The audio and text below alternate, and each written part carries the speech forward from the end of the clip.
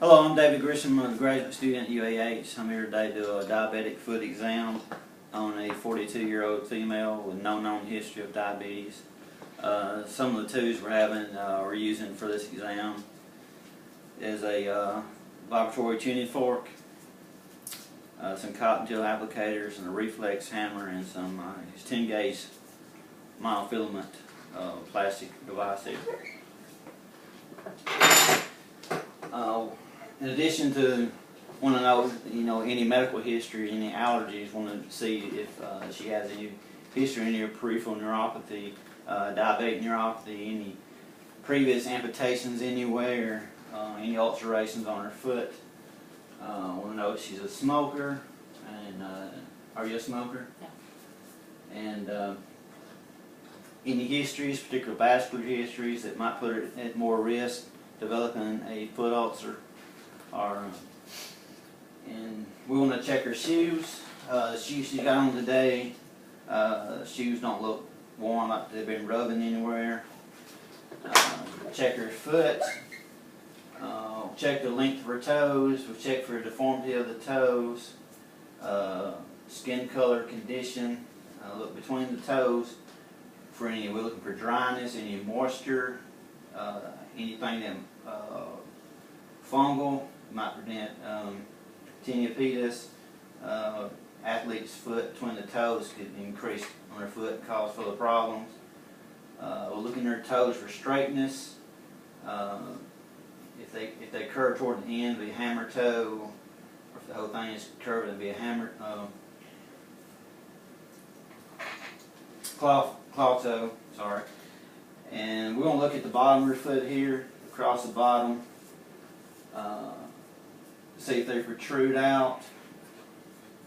Metatarsal protrusion here across the bottom. If so, that would put more pressure on that area and be more likely to cause an ulceration. Her skin looks good. I don't see any cracking, no ulcerations. Really no redness, no calluses or blistering.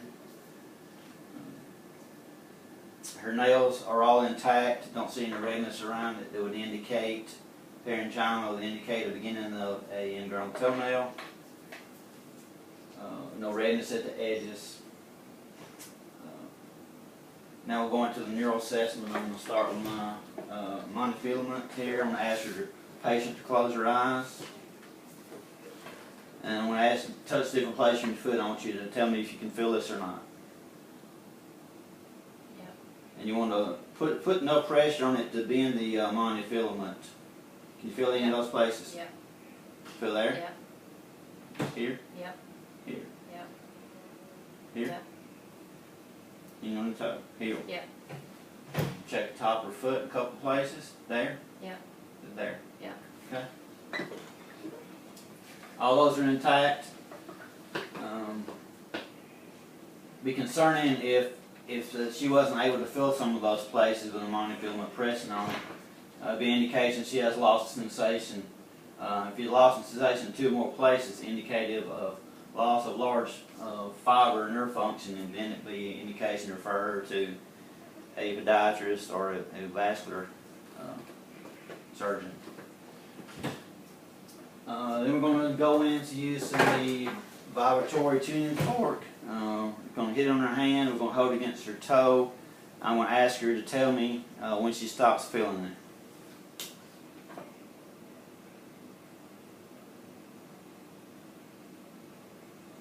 Now. Okay. Importance of that is she stopped feeling it about the time I stopped feeling it in my hand, which is what you want to expect. She stopped feeling it before I start feeling it in my hand. That's a pretty high indicator of loss of sensation and neuropathy and further risk of diabetic ulceration in the future. After that, I'm going to apply my cotton tip applicator to different parts of the foot. I'm going to ask her to tell me if she feels a dull or a sharp type sensation. Sharp. I'm sorry. I think that was soft. Sorry. Sharp.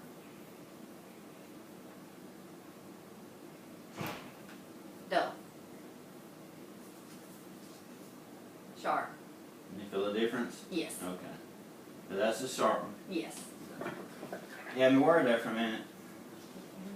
So, Alright, those appear to be intact. I'm going to check her circulation, her posterior tibial pulse. Good there. Dorsalis pedis. It's intact. You can take blanching effect, capillary refill, match on the nail bed. She'll return to normal color within less than 3 seconds. Check her, the test called equinus. You can check her motion of her foot, range of motion. She's got good range of motion. The tight heel cord is indicated. If you have an ulceration, it put more pressure on that area. If you have a tight heel cord, increasing the risk of diabetic ulceration. We'll feel her calyx tendon back here and check her pulse back there. Her